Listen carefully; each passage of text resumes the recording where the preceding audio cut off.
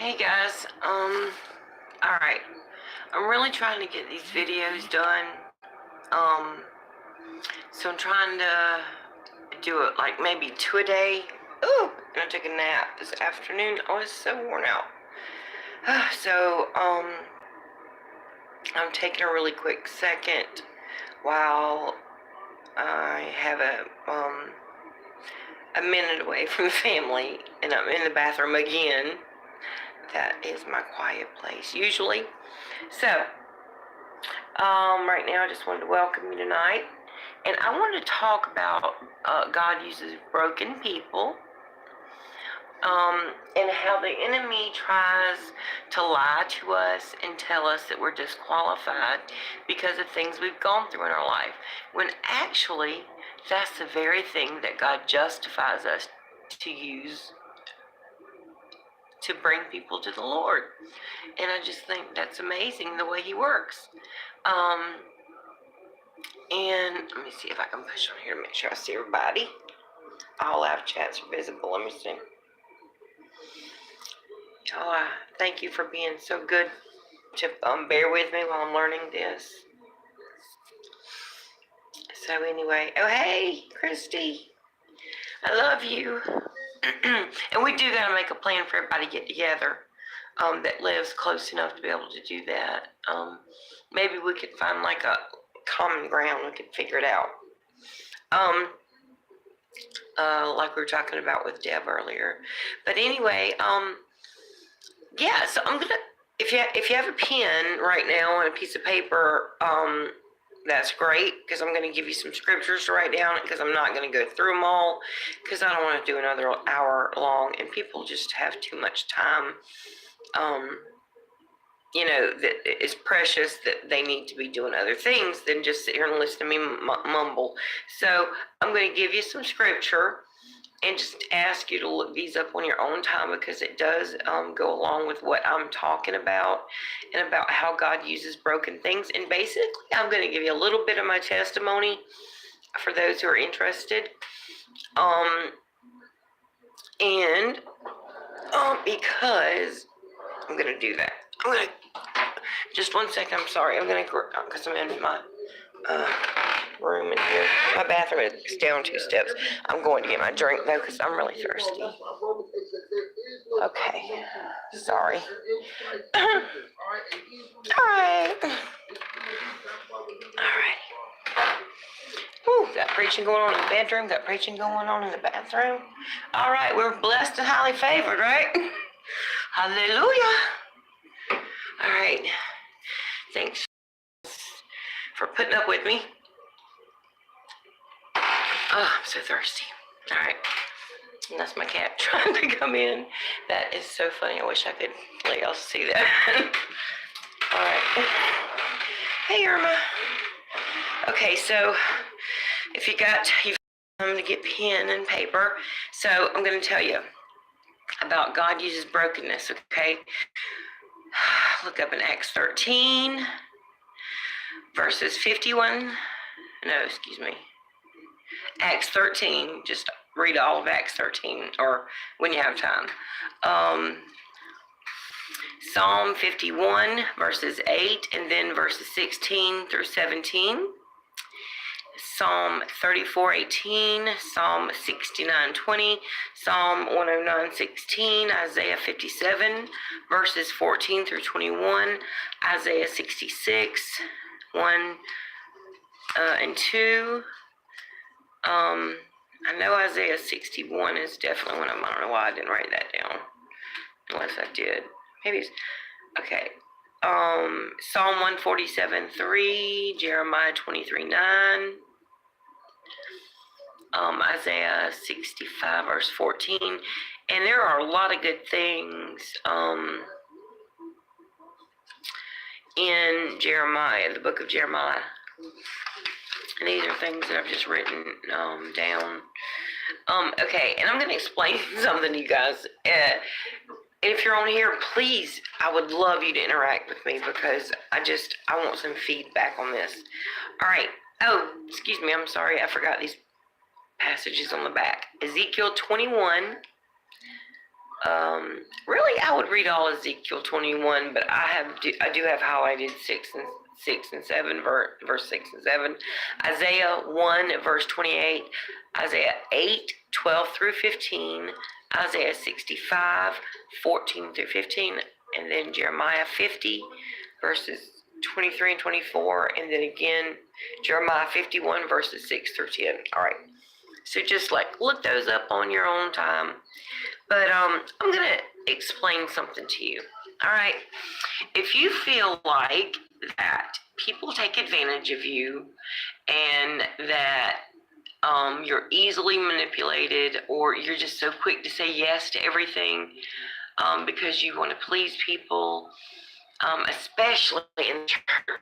Oh my word, this is going just this. That is the worst. They will give you burnout. I mean, really, not on purpose or anything. It's just that there's so much work to do and so few workers. It's it's this. We got to bring in some new recruits that are full of energy and they're not tired. They haven't been running this race so long, and it's.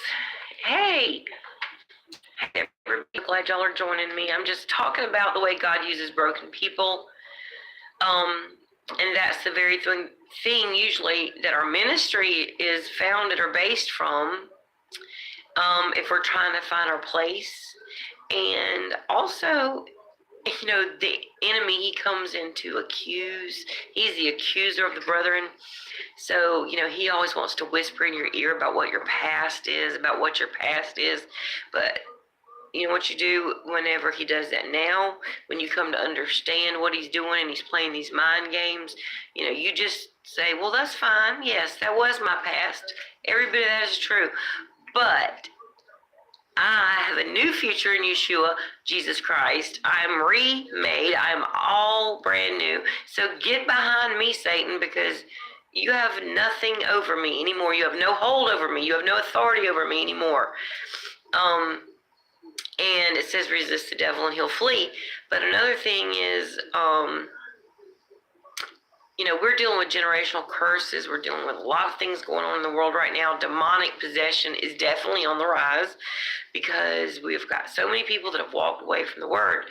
But I'm going to give you a little tiny bit of my testimony. I'm going to really kind of try to make it compacted because I am writing a book, and I'll get way deeper into things with that, but I'm just going to give an outline. All right, and how I discovered where my place was in the kingdom. All right, so at 2 years old, I was almost 3. It was like this. It was the really bad snowstorm during September. During February of 1973. All right, so I was not quite 3 yet, but I would have been 3 that year because I was born in 1970. Anyway, I did not come from a family of Christians. I did not come from a family of believers. I mean, they say they're Christian on my dad's side, but all of them are in Freemasonry. In fact, my maiden name is Mason, and they're all into construction. We all come from Virginia, up there, and where George Mason University is. And as a matter of fact, I think it's kind of odd that my grandfather's name is George Mason and my brother's name as well.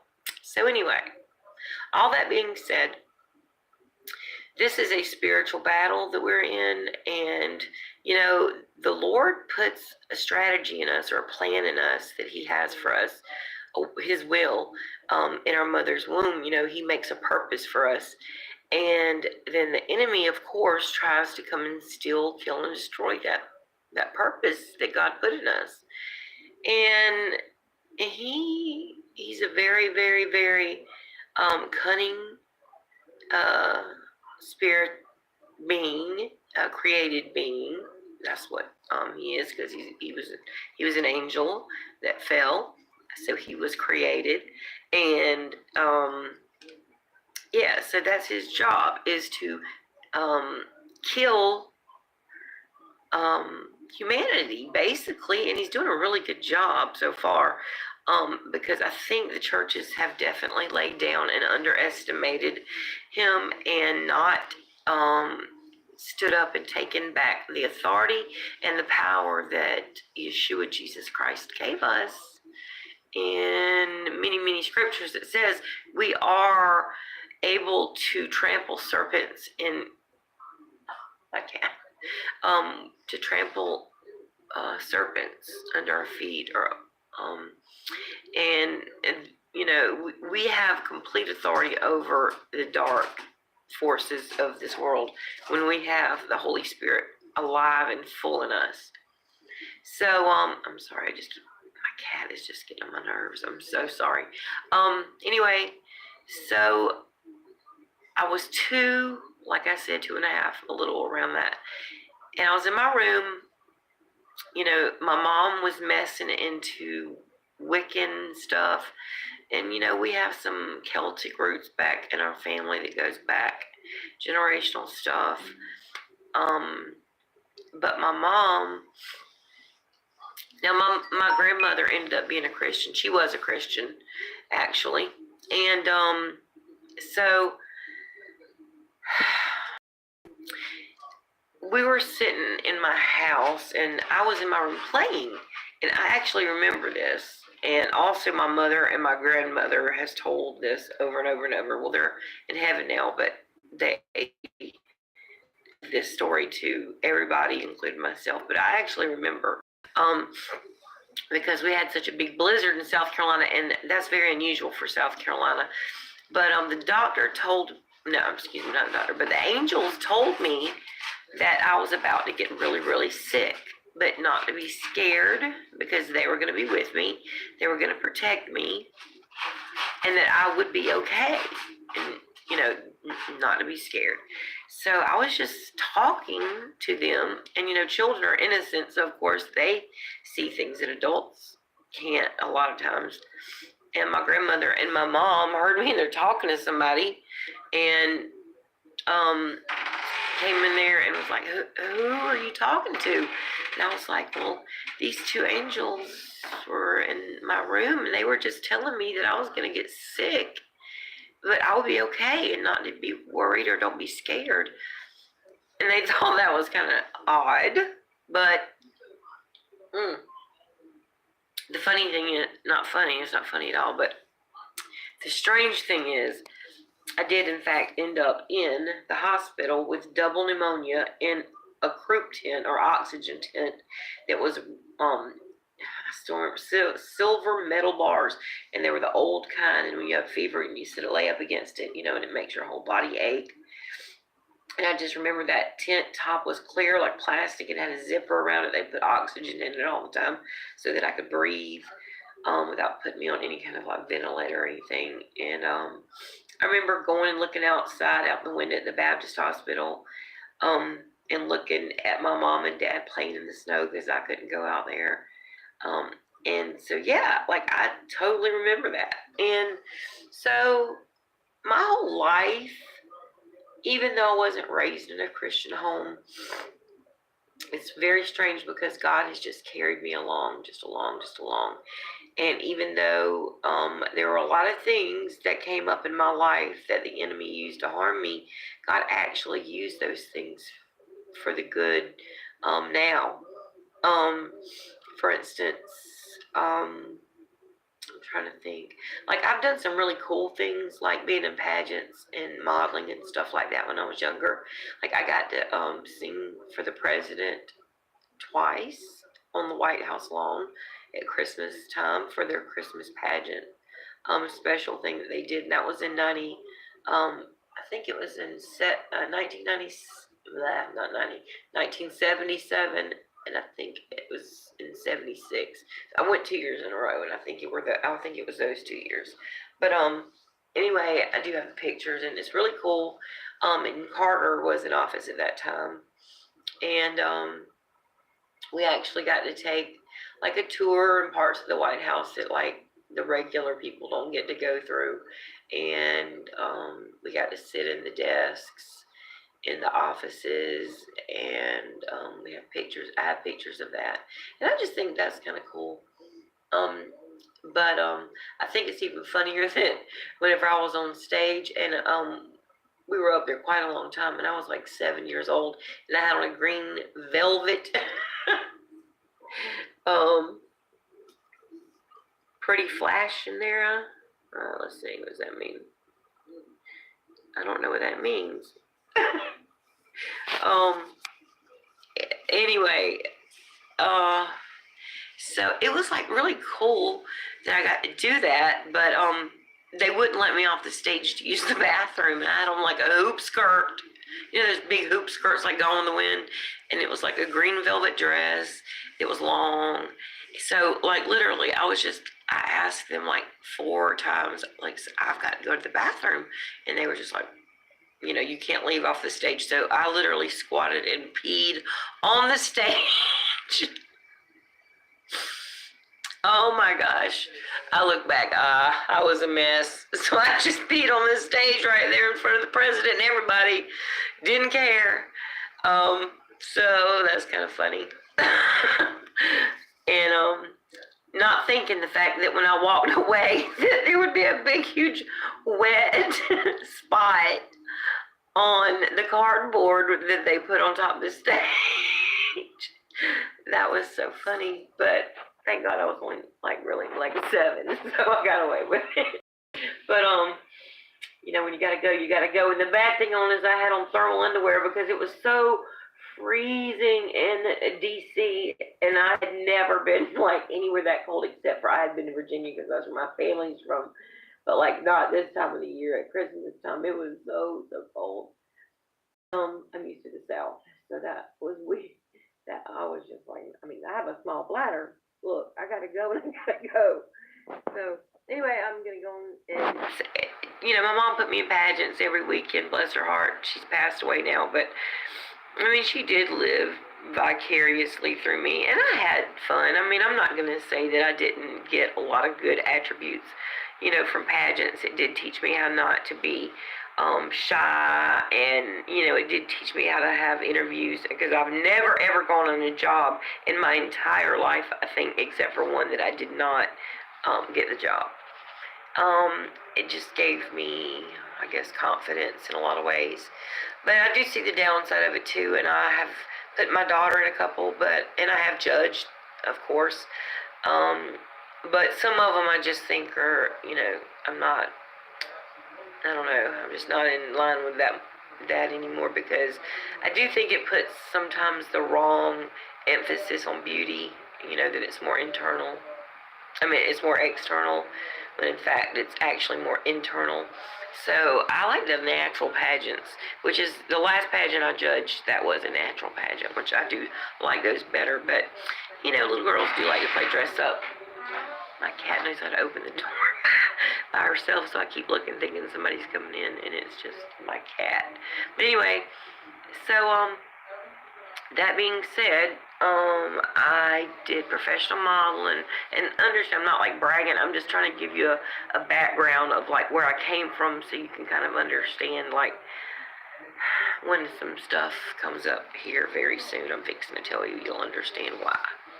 My mom was very domineering. She was like a stage mother, but like I said, not in a horrible way, she wasn't like some of these wackadoodles, but on these toddlers and tiaras moms or anything, but she was serious about pageants, and she was serious, I think, because of her marriage with my dad, because she married him because she got pregnant with me when she was 17, and she married him, and he cheated on her all the time, and he went out and drank, and he just wasn't a very good husband to her, but he was a great dad to me, and I do think that she was a little bit envious of our relationship, not in a weird way or anything, she just wished he would have shown her, I think, the same love he was able to show me, or attention, and he was always running around on her, and so that was hard, and we were more like friends, I guess, because she was so young whenever she had me, and when my daddy was out, and I'm in elementary school, mind you,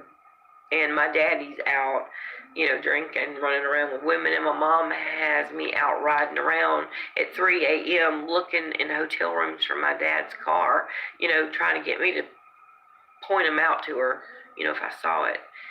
That's just messed up on so many levels. But I did feel loved by my parents. I really did. Okay, so I'm going to just skip through some of the middle stuff there. But the weird thing is I always had a very, very strong calling toward God. I was always inquisitive, asking people. Like, I remember asking my mom about Jesus, and I remember asking her, how do you know that Jesus is like really the only way?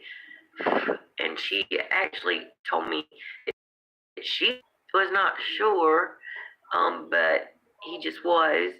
But like, we never went to church. I think I went to church like 2 or 3 times my whole life, probably during some kind of a holiday.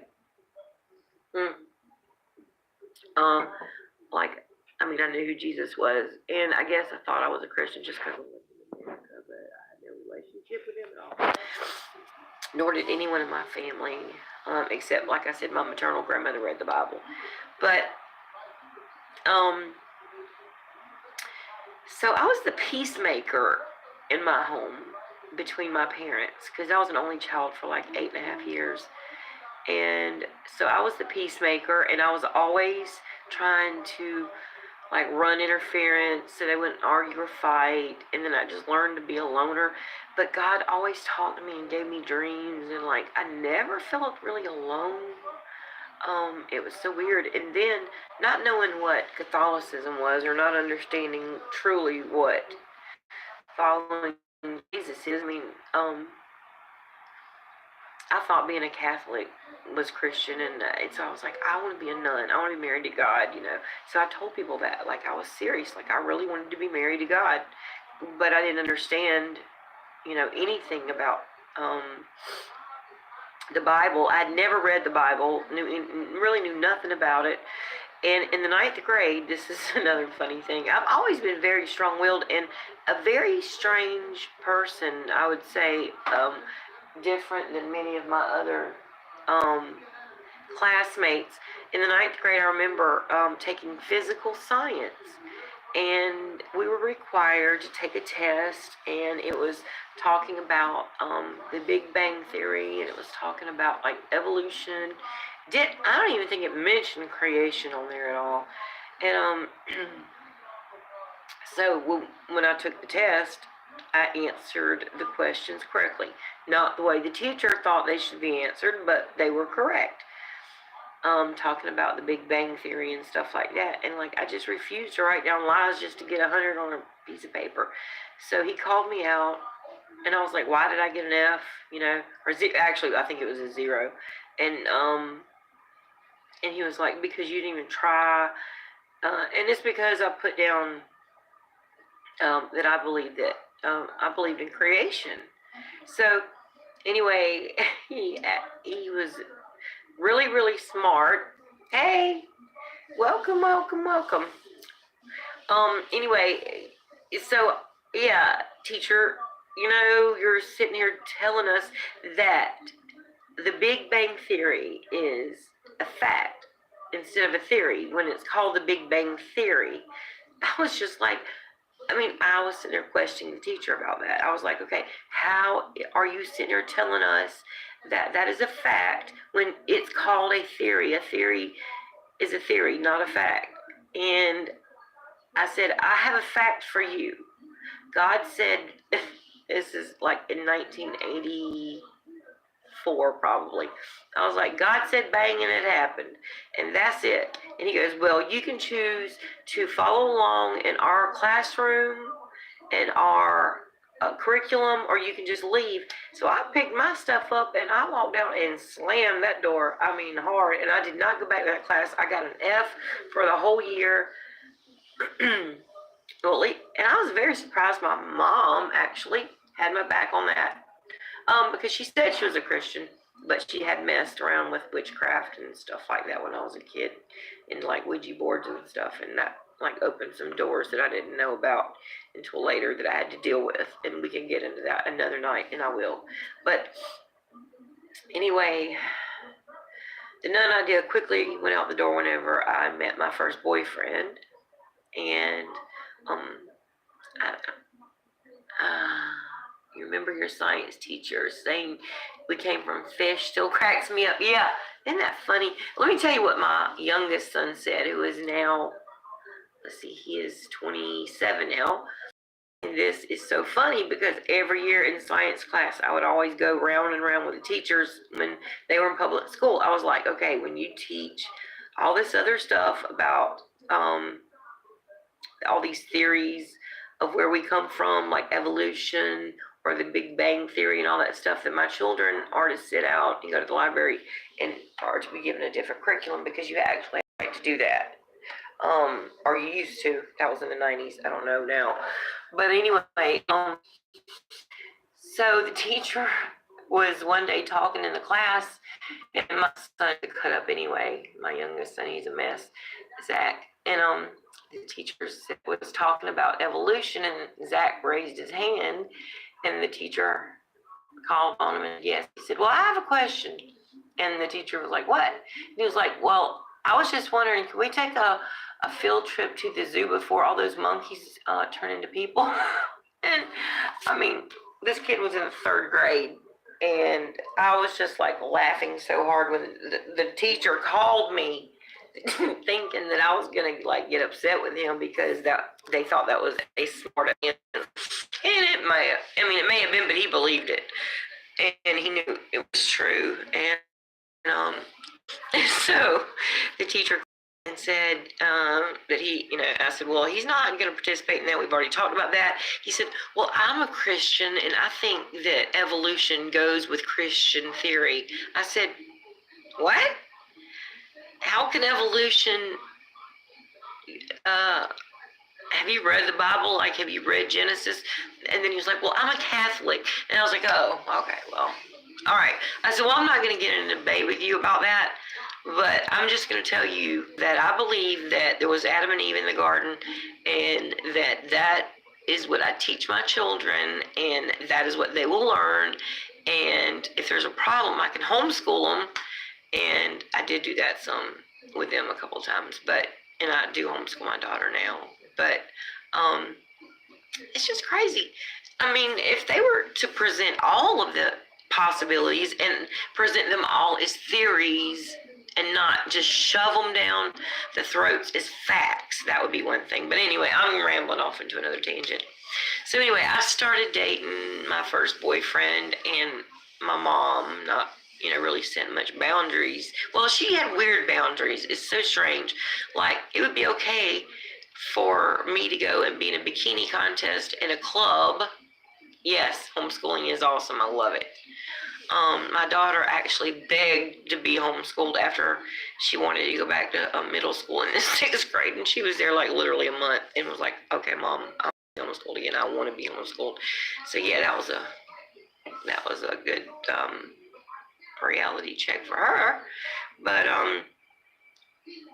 anyway, so my boyfriend, let's see, I was 14 when we started dating, and I guess since my mom was so young when she was dating, I guess that was normal, I don't know.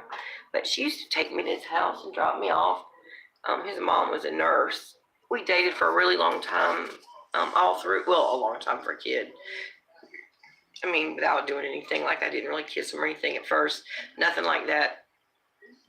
But, the talk, well, if you really love me, if you really, so, kiss leads to other things very fast when you're young and in love, so you think.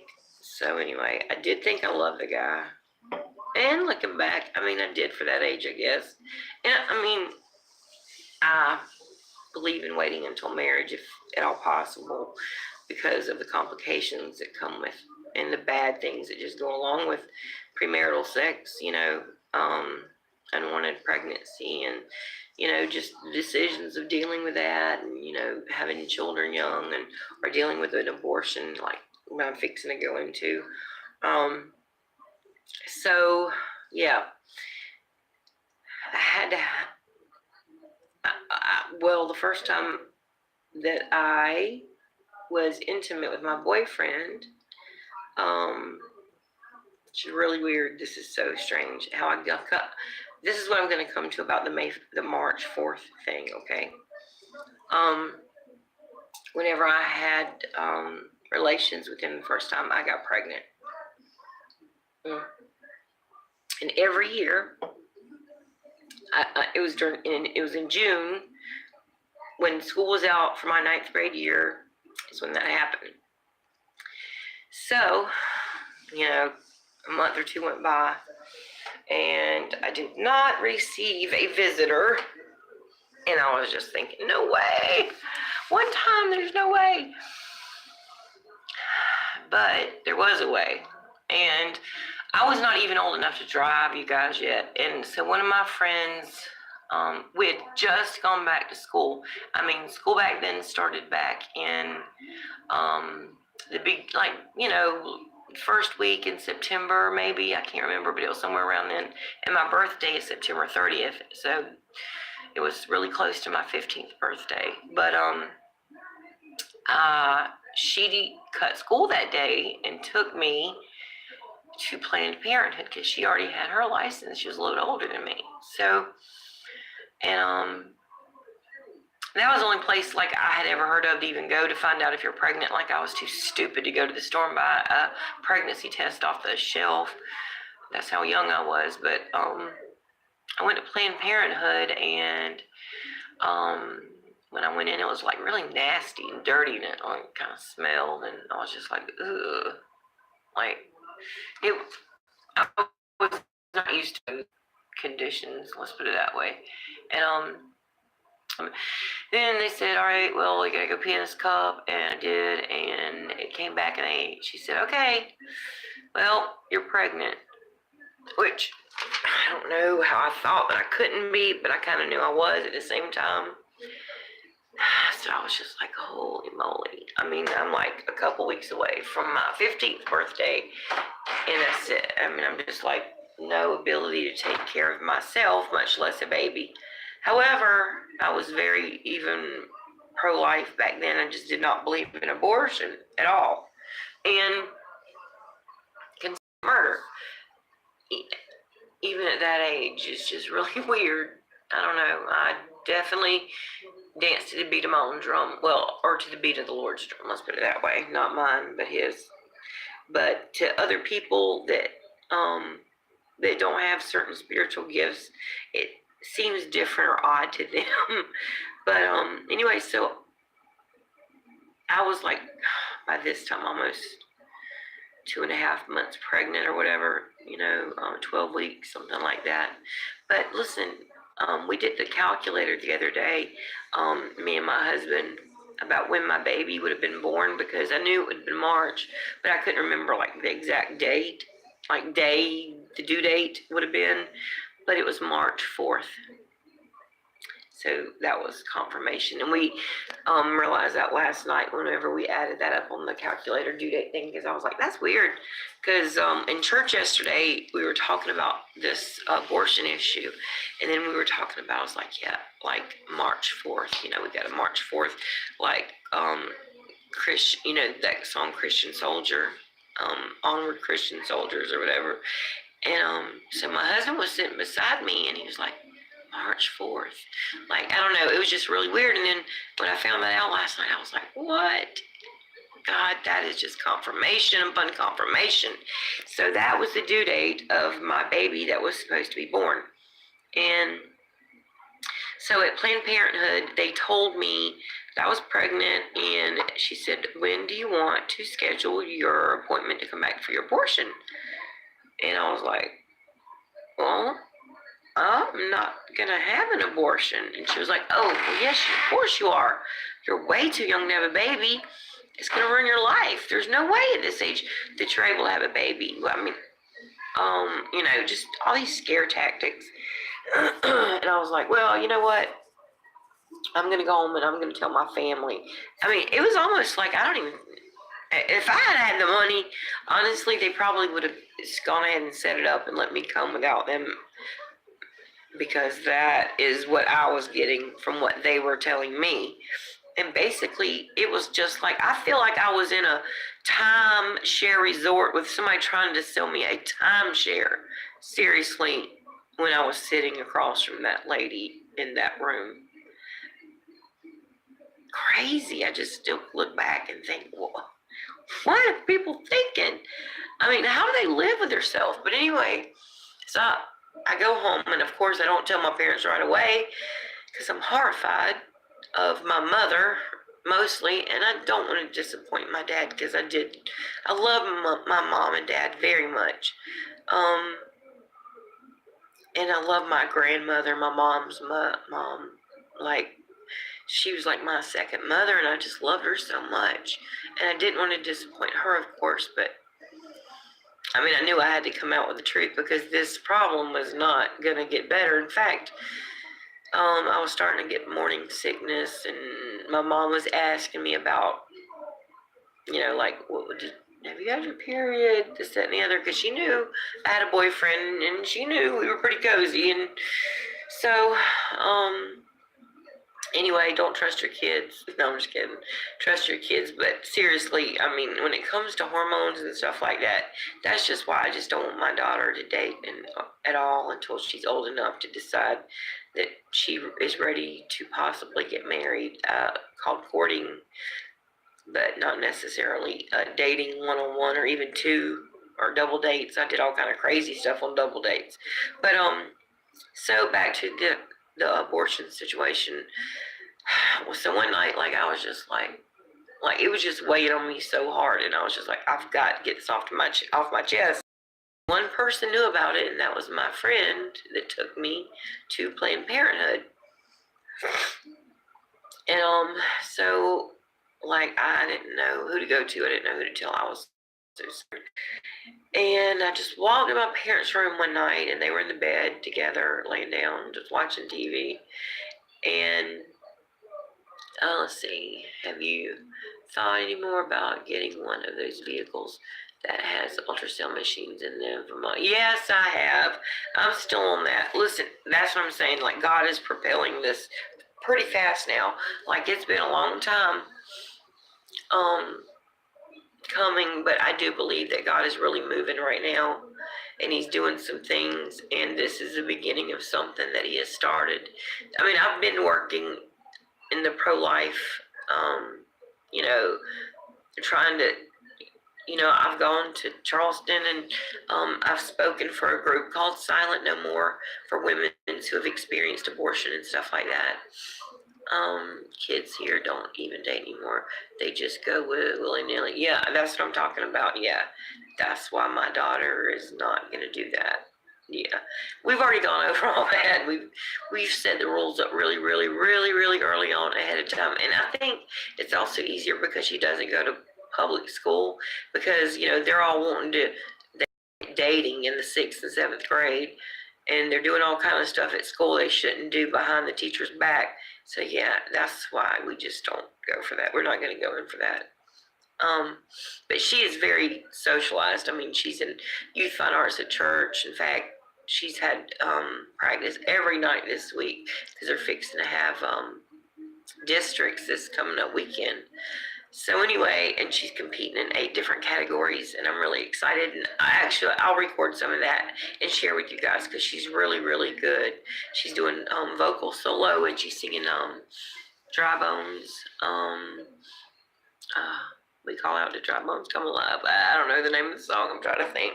I love the song, but I don't know the song. But she sings it really well, and she's gonna do human video and all kind of. See, she's got dance. Oh, and music. It's a really cool thing for the youth in our church, and they really, really love it. And she really enjoys it and thrives in it. And she also is a youth leader. I mean, she's a leader in children's church. Like, that is something that she had to go to school, and she had to be certified to become a leader in the youth. I mean, not youth. She is in the youth group, but she is a children's church leader during children's church. So I think that's pretty cool. I'm proud of her, considering she just turned 13 in January, and she has a heart like that.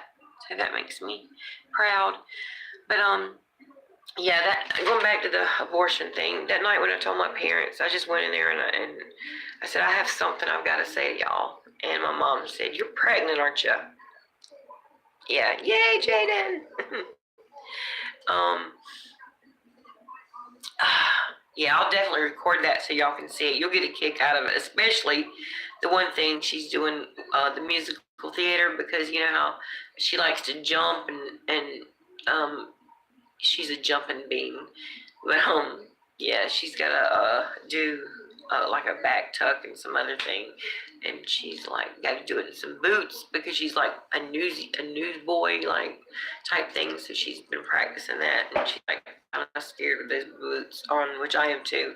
I think I'm gonna take the soles off of a pair of boots and put on elastic strap on to make it look like she's wearing boots, but it just looks like that, and she's really barefooted because I don't want her to fall. And anyway, we need to be safe.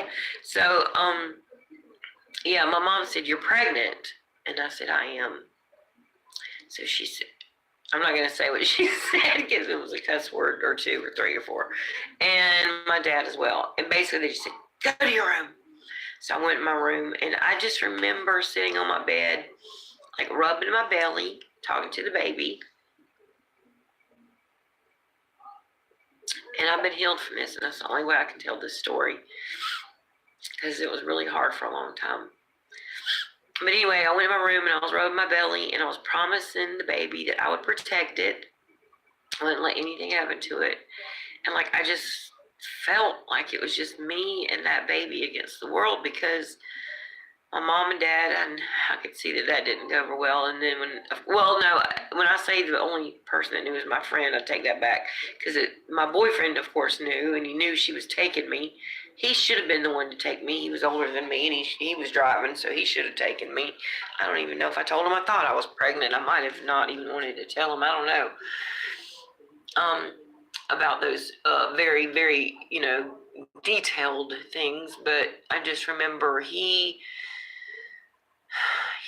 was for the abortion, and my parents basically gave me no choice, because I told them, I said, I don't want to have an abortion. I said, I have an aunt in California. I'm willing to go out there and live with her, and then I can give the baby up for adoption. Even in California, that's way across the country. Nobody will ever know. And I can come back. Or, I mean, they tried the baby for 9 years. They went through an adoption process and everything. And then my mom finally got pregnant whenever I was like 8. And I was just thinking, like, I mean, why wouldn't y'all want to keep it or something, at least, yourself? I don't know.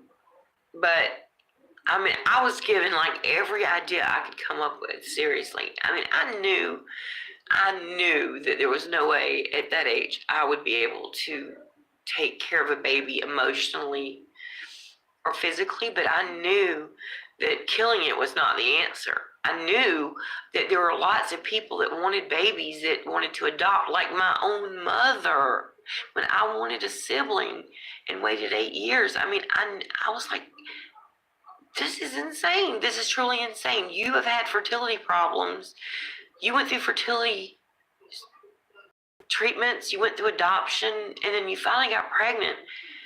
But now, I mean, I don't know. That still baffles me. And I know she didn't understand what she was doing at the time. And she did ask for forgiveness. And she definitely made peace with the Lord before she passed away. I praise the Lord for that. So anyway, she took me to her doctor, who actually gave birth to me. His name was Dr. Sally. And he was an older man. He was in his 60s, well off, at least in his 60s, or he looked like it. But I was 14, so everybody probably looked old to me at that time. But and he did a blood test, and he did an ultrasound, and he did. But they wouldn't let me see the ultrasound. I found that very interesting. I think my mom definitely told them I was there to get an abortion. Because back then they did it in doctor's offices, where people go, to have their monthly exam to see how their baby is progressing and to check on the baby. Yeah, the same office gave abortions back in the 80s. How about that? It's interesting, isn't it? So I'm sitting in the office with this doctor, and he's telling me, well, listen, you're pregnant, and you're this far along, and it's not a baby yet. It's just a blob of tissue. You know, this is the procedure. And he's explaining a procedure to me like it's nothing, like I'm going to go get a dental, thing done, like get a tooth pulled or something. And I'm just sitting there at 14, and looking back, I'm not even kidding. I'm thinking I had so much more sense than these adults in my life. And that doctor actually told me this to my face. He said, well, and another thing is, you're so young. You know, you could die. You could actually die giving childbirth. And I was sitting there thinking, that is such a lie. Like, I was a very smart kid, and history happened to be my favorite subject, and I just happened to know that was a lie because I knew that back a long time ago, people got married very, very young, especially women, and they started having babies as soon as they started having periods. So I knew that was a lie. And also, the funny thing is, like I said, I had not gone to church, but this is my question for this doctor. I said, well, tell me this then. I said, Mary was about my age, between 14, 16 estimated, and she had Jesus. I said, she didn't die. And he got this look, and he was like angry at me. He said, well, I don't know. You can talk to your mother about that, but she's very set on you having an abortion. And I went home, and I still didn't agree to it. I told my mom I wasn't going to do it. Went home, Dad by the put me down and was sitting there and telling me, well, if your grandmother finds out about this and finds out that you're pregnant, it's going to kill her. Like, she could have a heart attack and die, and she really wasn't in the best health. And I mean, like, I was really thinking that could be true. And like, I was like, God, like, I don't want my grandmother to die. I love her more than anything in this world. And I don't know, it was just such emotional abuse and manipulation. It was just horrible. And I just remember I was dying inside because I knew, like, my only option at this point would be to run away.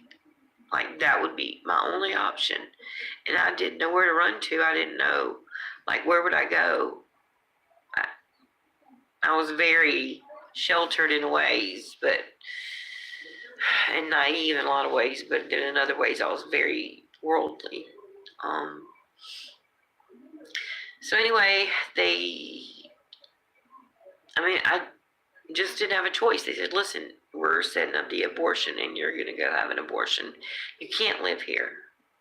So if you don't have an abortion. And so, like I said, I'm a couple weeks from my 15th birthday, so I didn't have any other options. So I went, and I had to go the day before because I was a little bit further along, and they had to put a dilator in my cervix to dilate me for 24 hours before they did the procedure. And so we went back in the office the next day, and I was completely alert. I had no medication. I think they gave me like Tylenol. They couldn't give me Motrin because of bleeding, or aspirin or anything like that because you can hemorrhage to death. Now, they don't like to tell you that. They'll tell you can die giving childbirth, but they won't tell you you can hemorrhage to death having an abortion. But anyway, they cut that suction machine on, and it sounds like when you go to the doctor, to the dentist, and they use that suction in your mouth, which is why I have horrible dental problems, because I have like PTSD from that sound.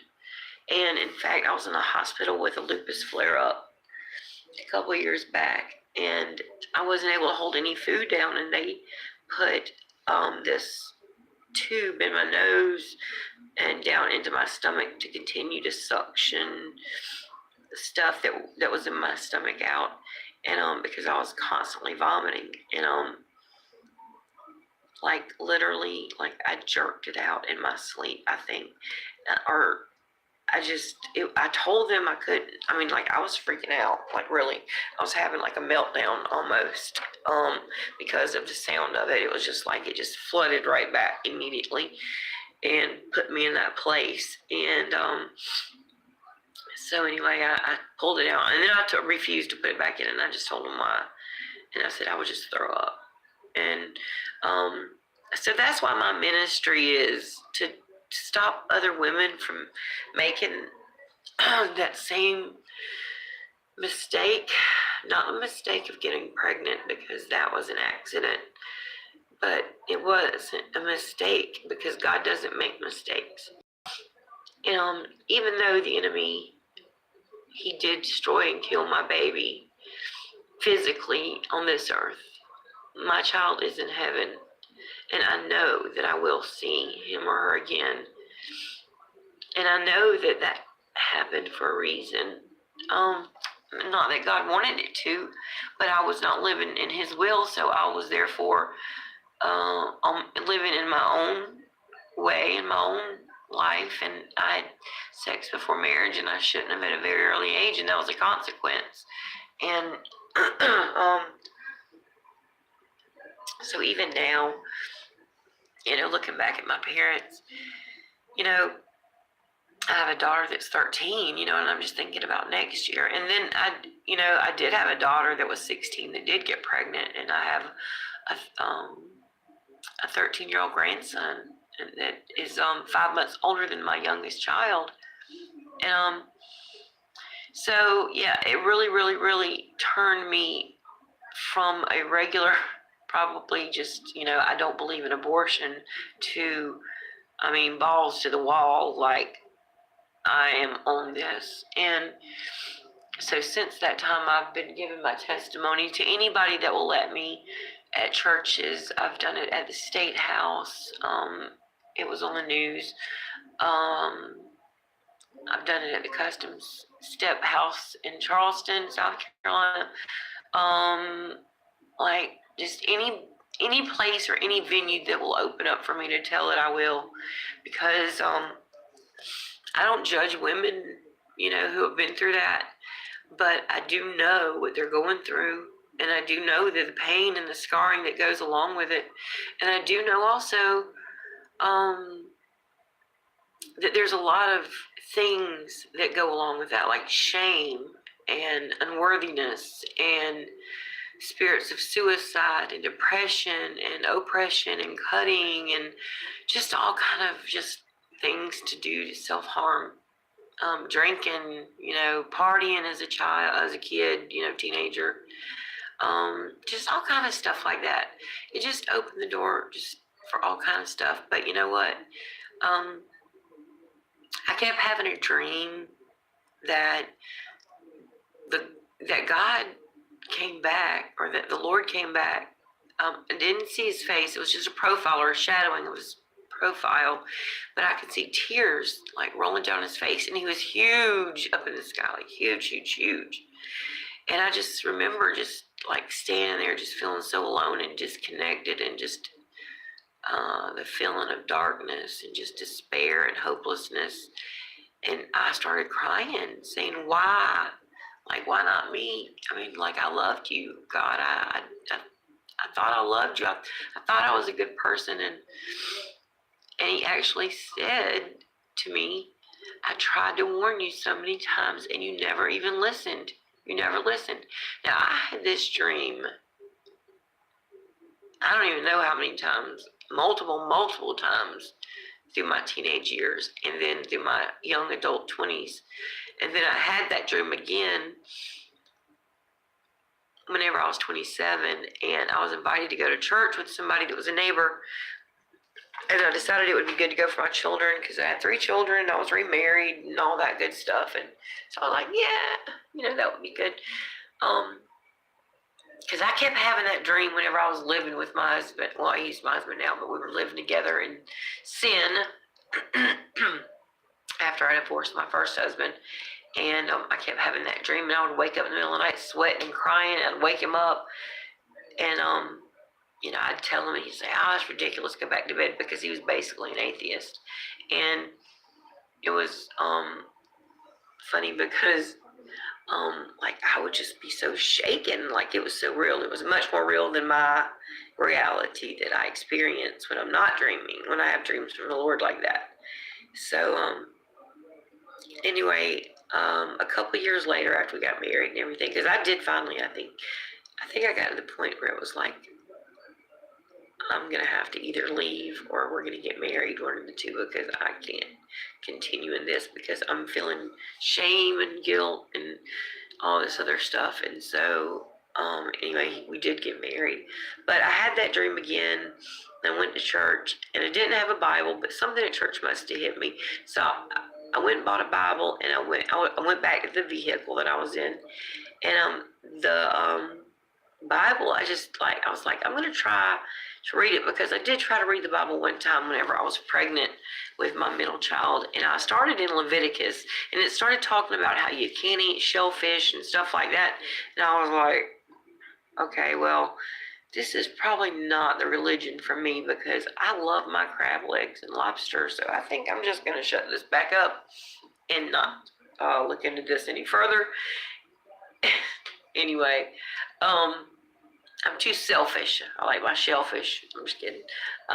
But so I didn't understand, anything at all about the Bible. So that day that I went to the bookstore to buy my Bible, I went back to the car and just like ripped the paper from off around it, because I told the girl about my situation with Leviticus, and she said, well, you may want to get maybe an NIV or something a little easier to understand, than the King James. Is more, that's like written more in like a poetry type form, and this is more easy to understand. So I was like, oh, that's great. So I got back in the car, and I could not wait. I was like, imagine being in the desert for 100 years and like wanting water so bad, like I do right now. I'm so thirsty. But I was so thirsty for the Lord, and that's what it was. And so I pulled that Bible open, and it fell open. I'm not making this up. It fell open to Job 33. And I started reading in verse 12, where it says, why do you complain that God does not answer man? This you're not right. For I tell you, God does speak, now one way, now another, in a dream and a vision of the night, when slumber falls upon men in their bed. Oh, amen. Absolutely. We're not tied to Levitical law. Absolutely. But I was very naive. I was 20 at that time, maybe 19. I mean, I was so just, like somebody from a third world country. You would think there's a church on every street corner, literally, South Carolina. And I didn't know the gospel. I didn't know, I'll take that back. Billy Graham came to the Carolina Coliseum, and I think it was 85 or 86, where the Gamecocks play football. And I went with a friend, and it was because I had that abortion, and I was feeling guilt and all that kind of stuff. And when the altar call came, I actually went down, and I did give my life to the Lord. But then, I was like 16 or 15 at that time, so I went right back, to living. But there was something different in me after that. I'm not going to get into how I feel about Billy Graham, or how I don't feel about him. But I still believe that God uses people regardless of situations. And that's all I'll say about that. But anyway, so that was just the door. That did open the door, I think, for the Lord to start working in my life. And the scripture does say that he is faithful to complete the good work he starts in us. And I know for 100% that is true. Because after that abortion, I was just so reckless and just so I don't know, I just hated myself. And my mom was, really wanting me to do the pageants, and here I am up in an hour again. I'm so sorry, but wanting me to stay in pageants, and I had gone to a modeling convention in Hilton Head, and every single modeling agency, like from the South, I mean not from the South, but every single modeling agency was represented there. Like from New York, there was a lady named Kay Mitchell from Chicago, and then from New York we had like John Casablanca, Eileen Ford, Wilhelmina, IMGA. I'm thinking that might have been in Atlanta. And that was an Atlanta talent modeling agency. That might have been the one I'm thinking about. But there was like Faces. There was, I'm trying to think of all the names of the different ones, but there was like a lot of different well agencies that represent like, the major models. And my my agent that took me, there was like more than 500 people there, and then they're there looking to sign contracts with models or find models, discover models or whatever. So, and she kind of explained to us, she said, well, it's very rare you get a call back, but if you do get a call back, that's amazing, and what they do is the last day after you're there for like 3 or 4 days, you have a number assigned to you, and they have like callback. I don't know if anybody's ever done any kind of modeling or talent or anything like that, but they have a callback sheet, and they put your number on it up under the agency that's interested in you. So Tona came back up, which is the agent. I'm just going to mention her first name. But she came back up to the hotel room and was knocking on the door, and she was like, hey, Sharon's got 2 callbacks already. Y'all got to come down here. Y'all got to come down here. So, because when you have a callback, you go and then have an interview with that particular agency. So anyway, we go down there and we sit, and I'm not kidding you. And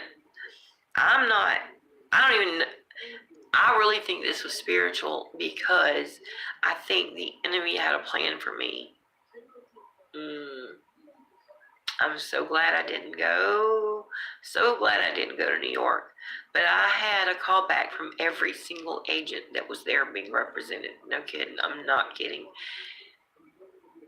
But my family being so tied into Freemasonry, and I'm not saying that they knew anything or that the modeling agencies knew anything. I truly think it was spiritual. I really believe that. And had I gone to New York, no telling what would have happened to me, because I was so naive and stupid. And knowing what I know now, I would have so easily ended up hanging out with those club kids and all that kind of stuff. And I can just tell you, it wouldn't have been good. So, yeah, I was signed. Not really, I wasn't signed, but I did have plans to go to New York that summer. And I was going to go to a couple of different agencies. We'd kind of come down to 2 that I was going to go do test shots for and stay in a dorm that summer. And without my mother at that age, which is crazy. My cat. Irma, stop. I'm sorry. Anyway, so I think the enemy has plans for us all. We are born into their system. Amen. Amen, sister. That's exactly right. And I had a choice. I mean, who wouldn't want to model? I mean, I modeled around here, and locally, and made decent money, and a good thing too, because I got pregnant again right after that modeling convention. Literally, like, let's see, that modeling convention was in November of '87, and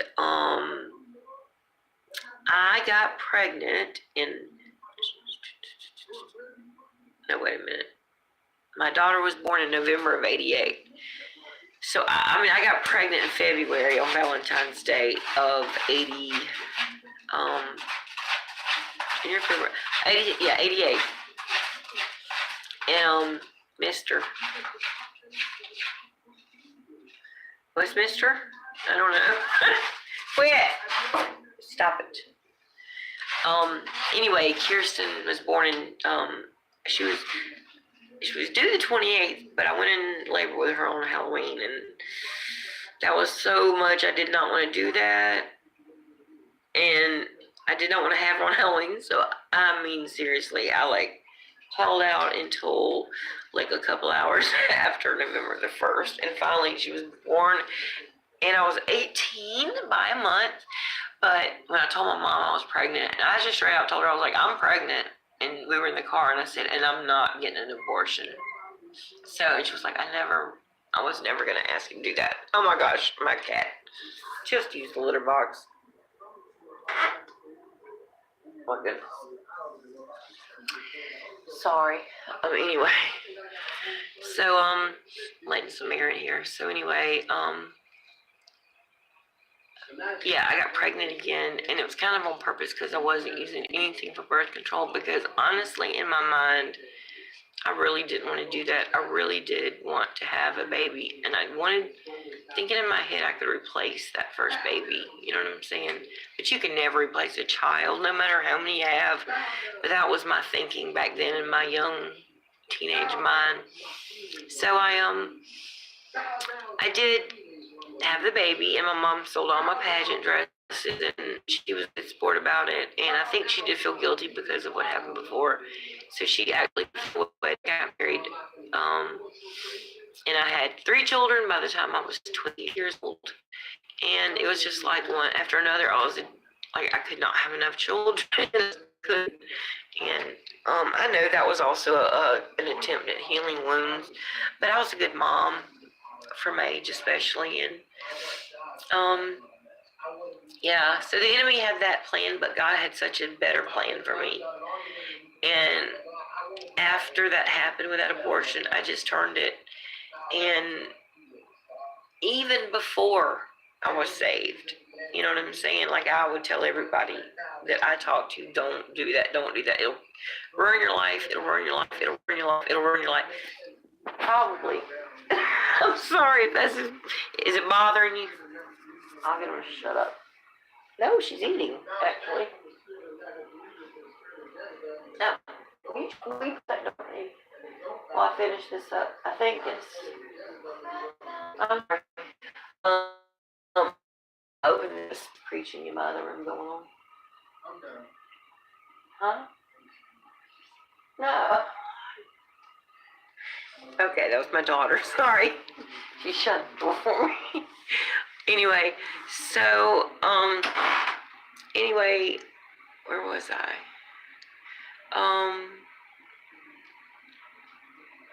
Yeah, so the enemy had a plan, but God also had a plan. And God's plans are good. They're good. Stop, Irma. Literally, I'm fixing it. Hey, Irma. No. My battery's going down, so I guess I'm going to finish up for tonight. But,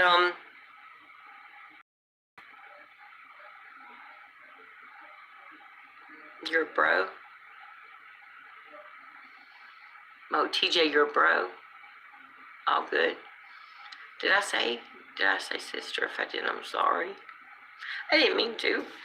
I didn't know.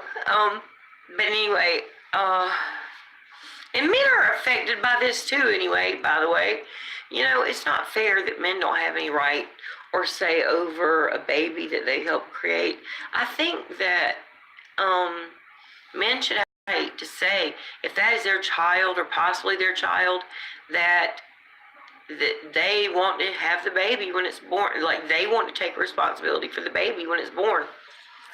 I think that, I appreciate it. Thank you for your mercy, because I mess up a lot.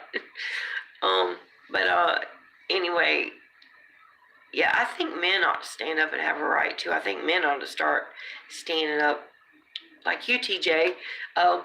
You know, like if your wife was pregnant, you know what I'm saying, with your child, and she said, hey, I just think I want a career, and I'm going to run down to the abortion clinic and kill our baby because I want, you know, it's going to interfere with our plans. I would think that you would probably be horrified and probably say, yeah, I don't know about that one. So even if you're not married, I still think that the guy should have the right. And they can do a DNA test when the baby's born. And if it's not his baby, then they can put up for adoption, because so many people want to have babies that can't. There's such a long waiting list, and it's like $40,000 to adopt a baby. So my husband and I were talking last night about trying to find some local business people in our area that would be willing to help me, I guess back would be the word, a women's shelter. And I was going to call it, I don't know, but I was thinking something about the March 4th thing, because that was when my baby's due date was. And also, it just, I don't know, it just clicks. But anyway, to find a house that has a lot of bedrooms that, you know, pregnant women that are either in abusive situations, or their boyfriends or their parents, you know, won't help them, that they have a place to go, and that they could get services and get help if they wanted to keep the baby. And then also adoption services for free. Well, I mean, not necessarily free, because you don't want any old freak coming up and adopting a baby, but you know what I'm saying. I mean, affordable adoption, so that anybody that wants a baby can adopt one without paying $50,000. That's funny, TJ. Yeah, that's how I am. I'm pretty strong-willed myself. That's a good thing, though. But anyway, yeah. So, like, I was just thinking, like, it would be a place that women could go, teenagers, you know, or whatever, could go if they wanted to have the baby and give it up for adoption, or if they wanted to keep it and they needed resources or whatever, and just get, like, donations from local businesses that are willing, you know, to donate to that, because it is tax deductible. And I'm thinking, just like all these people that donate to Planned Parenthood, why wouldn't they donate to an organization that would actually look to actually give the baby a place to stay, or actually give the mother a chance to raise her child? Because our country is falling apart. The nuclear family is just falling apart by the seams. I mean, and we need, you know, godly men and women, you know, to step up and just say, after this last court decision in New York, I mean, listen, I don't care if you're Democrat or Republican, seriously, I don't see how anybody could think that's okay to terminate a pregnancy, which means to murder a baby up until the due date. That's insane to me. And nobody can ever argue a valid point about that to me. But so that's the first part of my testimony, because I'm going to have to do it in two parts, because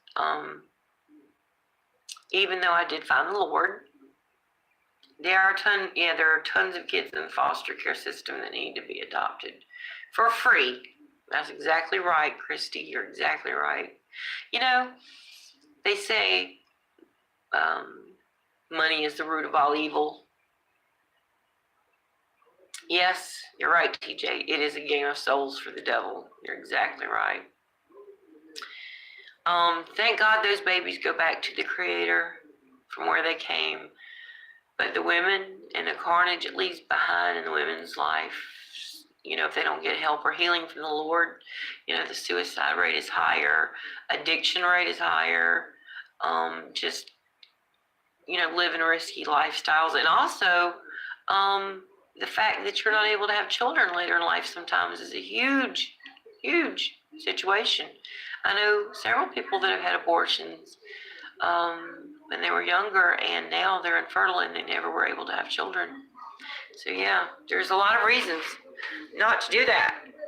And there's a lot of people that want to adopt. So people, if you're looking at this, I beg you, you can reach out to me. I'll give you my email. It's S as in Sharon, M as in Mary, W as in what, dot, S, W, at, oh, wait a minute.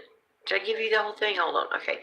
smw1970.sw@gmail.com.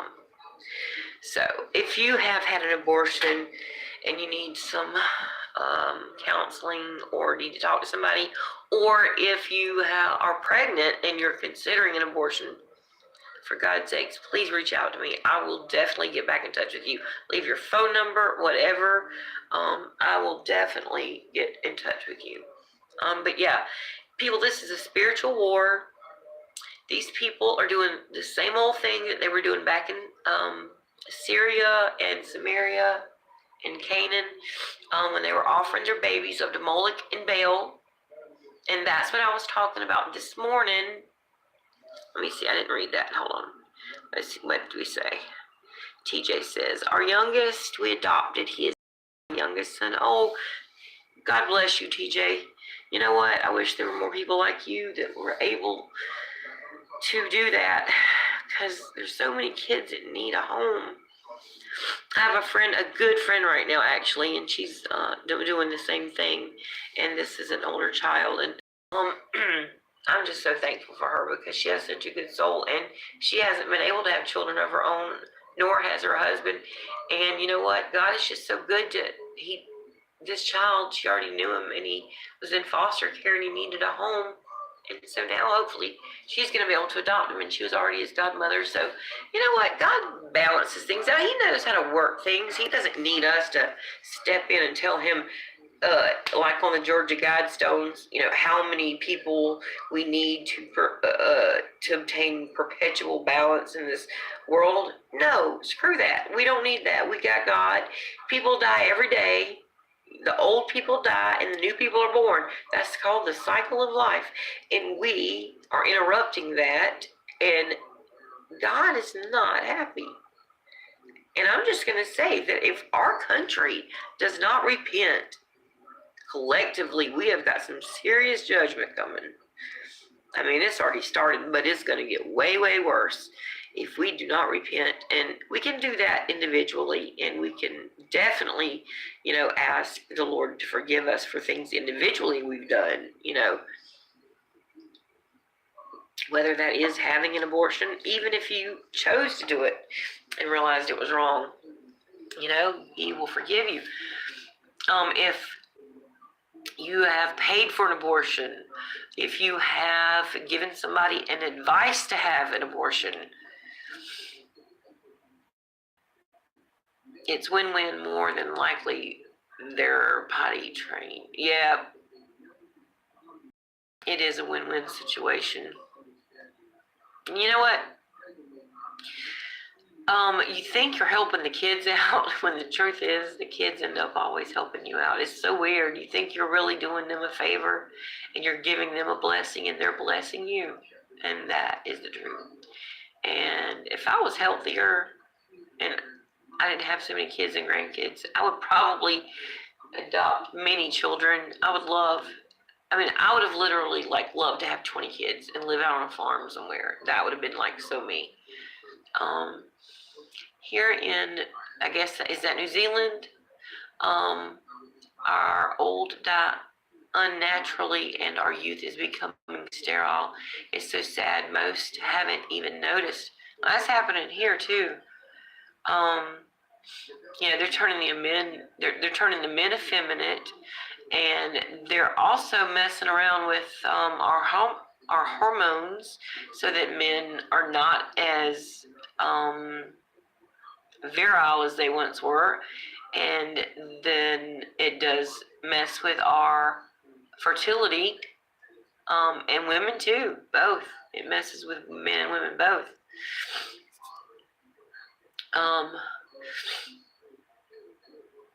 And yeah, here in America, I'm going to say this. I was in the room when my mom and my grandmother both died. And in both cases, my mother was 52, people. 52. They continued to give her morphine. Took her off the, oxygen. And just came in there like every 5 minutes going, oh, we just want her to be comfortable. We just want her to be comfortable. But she was on Medicaid, my grandmother, she died at 62. Same hospital, same situation, same thing wrong with her. They died of the exact same thing, 10 years apart, almost to the day. My grandmother died of sepsis, basically. And she had a class, then they had to do another surgery, and she got an infection, so she was septic. And then, she passed away, and that was in 93. And then it was October the 10th of 93. And then my other grandmother died October the 10th of 05 when I was, no, excuse me, 06 when I was, no, yeah, it was 05. When I was pregnant with my daughter. I mean, I was like almost due. And I was in the hospital, blood pressure went through the roof. And then, this is so weird how numbers, again, come up. So I have two grandmothers, both who died on October. And then my mom died in 06.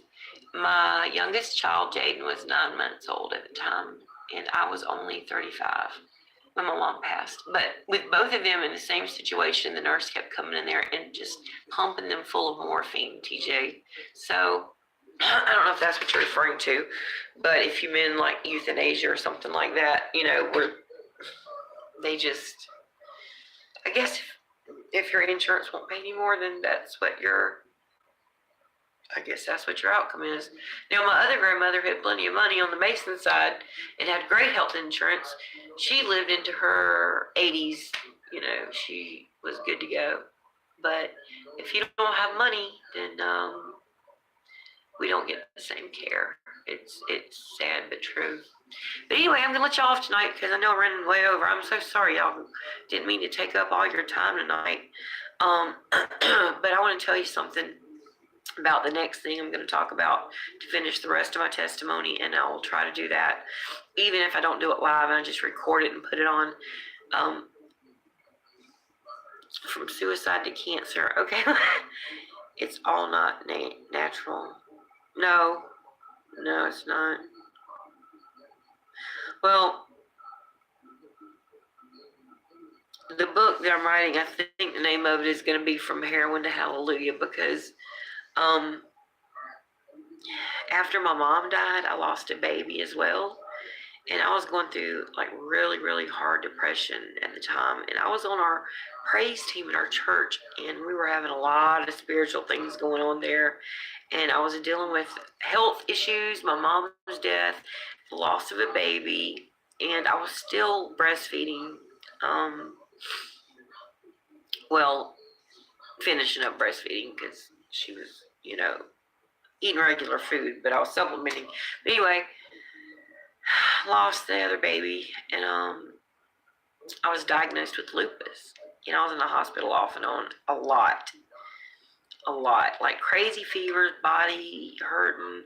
And I think it was the depression manifesting, honestly, through my body, because, whenever our body goes through stressors, it may not show up right away, but it will show up later in your health. And so the doctor started putting me on one medicine, and then another, and another, and another, and another. And before you know it, here I am on 8 milligrams of Dilaudid 6 times a day intravenously. Yeah. And then that wasn't enough.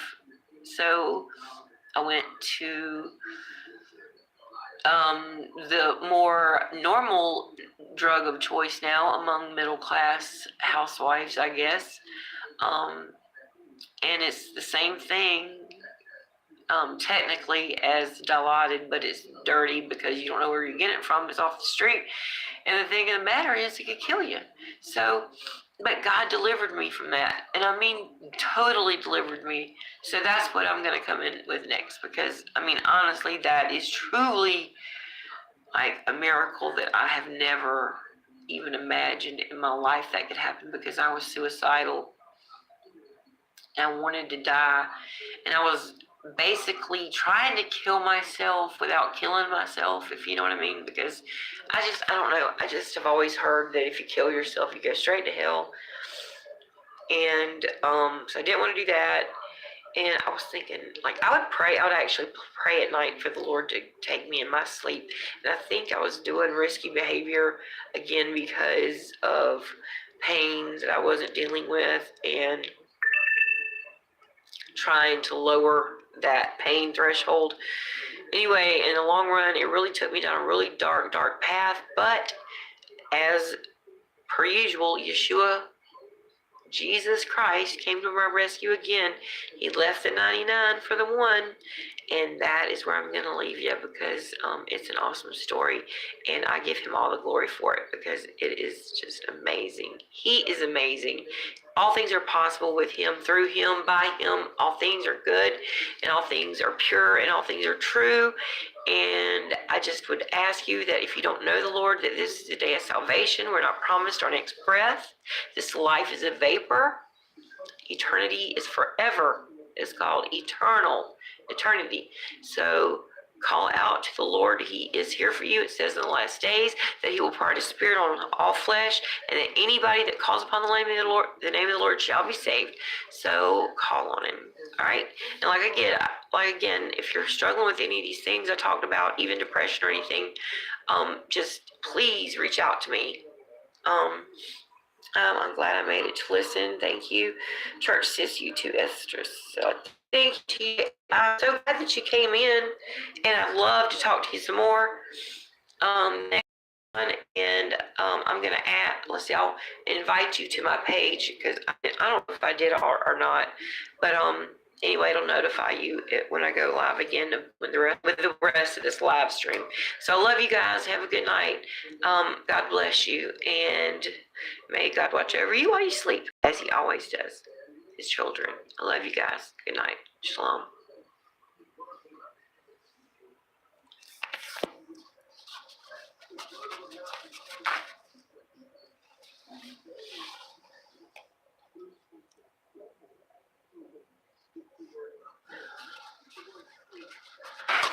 What?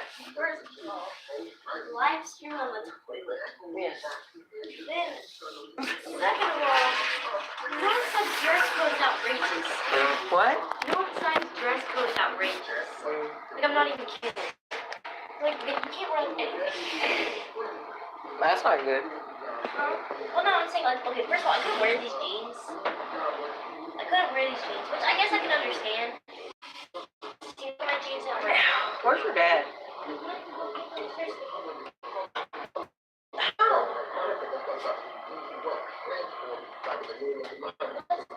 A lot of rips in them, you know? Unless you wear leggings under them. No, you can't do that. You can wear leggings. They won't let you. They said that it's still like the whatever.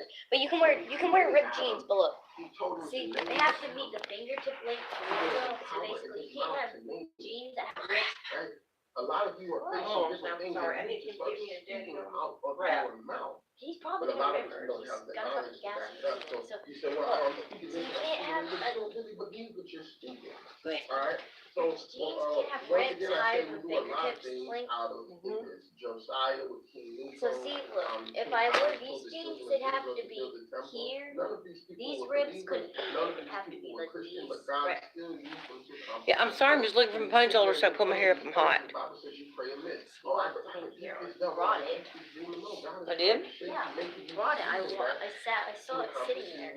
Oh. So a lot of things that people are calling the devil and calling It's the right here. enemy are simply God's But will. Now, We can air conditioner for a minute. everybody wants to be spiritual nowadays, right? I've had dreams. right here, I I've had couldn't dreams have where it these just felt ones like I up was out of here. my I body. could only I've have had some these times ones praying, down, these where ones, and down. Yeah. Because it can't be higher than fingertips. Okay. I told you guys Look at your the arm. vision I had of the Where? throne room where I was Oh, yuck. fell before the What is Lord. that? Is that poop? No. It's ashes off that table. That's Jaden is Sprite that was sticky on my arm, and then I just put my arm on that table where the ashes were. You give me that towel right there and wet the corner of it. Turned me around and I saw the whole earth in front of me. And when his foot hit the ground, he was doing like this, like he was getting ready to come back, like he was about to descend. I saw him sitting on the throne, and he just stood up, and one foot hit, boom, and the whole universe began to shake. and my vision, and I saw fire just I wish you falling listened from to the me. throne. I am listening. It was like I could But see Jaden, I don't think you're going to Northside. What are you talking about?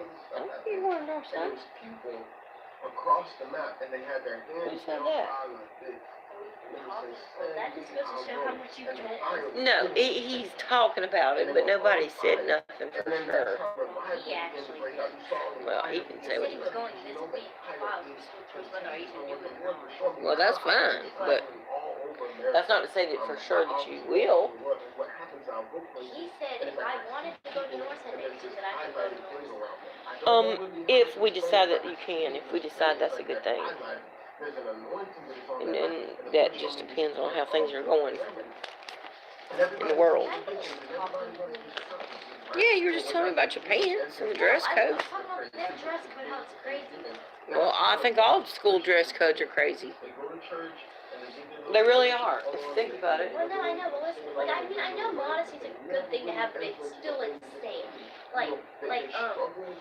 Basically from here, like, I can because you can't have rips that are higher than fingertip length. I understand, I guess, because you'd have girls in there with jeans, like, Right. here, right here. Right, exactly. And you know, they make ones on the back now, too, and, like, on the butt, so that's why they have that one. You're not allowed to wear leggings at all. You can't wear leggings. Listen, You can wear leggings with a long dress on, no, I'm you sure. can't. Like I wore to church the other day. No, you have to wear like shorts over them. Like No, you didn't see I wore a skirt over leggings yeah, at church? you can wear a skirt or you can wear like shorts. Because that's like wearing tights But almost. you can't wear a shirt over it because if you Right. bend over it'll show. Well, I understand that, but I'm talking about a So, skirt. You can't wear jeggings either. You can't wear jeggings. You can't wear leggings. You can't wear any What- sort of. What can you wear? That's, no. That would have been No, easier for listen, them to just say you can wear this and why don't they just give you uniforms? Listen, you can't wear overly baggy pants. So like, you can't wear overly like side pants. That's so stupid. So. That's why I don't like public school, and that's why I Oh don't. wait, no, but like this. I don't like wrestling these people. I don't. I just can't deal with them. Oh, another funny thing to me is there was this video. It was like it said middle school boys, and it said girl's face, and it was like no, and it was like girl's butt, no, and it was like girl's stomach, no, girl's shoulders, yeah, because of the dress code where it's like Right. You can't have your, I don't even think you can have your shoulders out. yeah, you can't. It's like. What dude's gonna look over and be like, oh my gosh, have you seen Britney's shoulders? I know. Well, I told you that. Yeah, well, I don't know. There's that guy called Troy Sexy Shoulders on the. Like, no, I'm sitting in the back of the classroom, it's gonna be like, Look at those shoulders. tickle, oh my god, look at Britney's hot shoulders. Well, maybe if that's all you can see. Like what? Do you see them? That is true, though. Do you see my phone? Did I put it somewhere? No, but mom, like, I understand not being able to wear like travel tops. I understand that was really. There's reasons for some things. I But understand. I just think that like you can't like not being able to wear like off the shoulder tops. You know what I'm saying? Inside the house, and that door where that window was at, it just smashed through, and I mean, the door went split, right? My friend came to church 2 days later because I talked to him. But like the thing is, that's not a district rule, mommy. Whoa, That's not a district because they give you the district dress code, and then there's an add-on. It says it's in accordance to the district dress code. Northside has its own add-on which says no yoga pants, leggings, jeggings. all this time, it's been streaming live all the stuff we've been saying.